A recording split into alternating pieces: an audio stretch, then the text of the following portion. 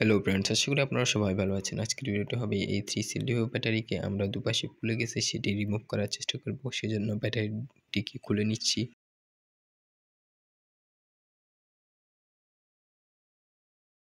বিভিন্ন ধরনের Scotch tape লাগানো হয়েছে, এগুলো খুলে নেব। সাবধানে খুলতে হবে যাতে ব্যাটারির উপর কোনো রকম ইফেক্ট না পড়ে।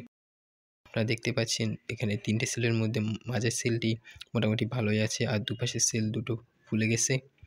এগুলা থেকে গ্যাসগুলো বের করব, সেজন্য একটি পিন দিয়ে দুপাশের সেল দুটোকে আলতোভাবে ছিদ্র করে নিচ্ছি।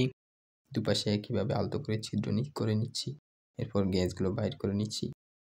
এরপর ছিদ্রগুলোর উপরে স্কচ টেপ লাগিয়ে দিয়েছি। এরপর আবার প্যাক করে দেব। যদি আপনাদের কাছে ভিডিওটি ভালো লাগে বা উপকারে এসে থাকে তাহলে একটি লাইক করতে ভুলবেন না, এবং আমার চ্যানেলটি সাবস্ক্রাইব করে বেল নোটিফিকেশনটি অন করে রাখবেন যাতে আপনারা আরসি রিলেটেড ভিডিও পেতে পারেন। Thanks for watching. Allah Hafiz.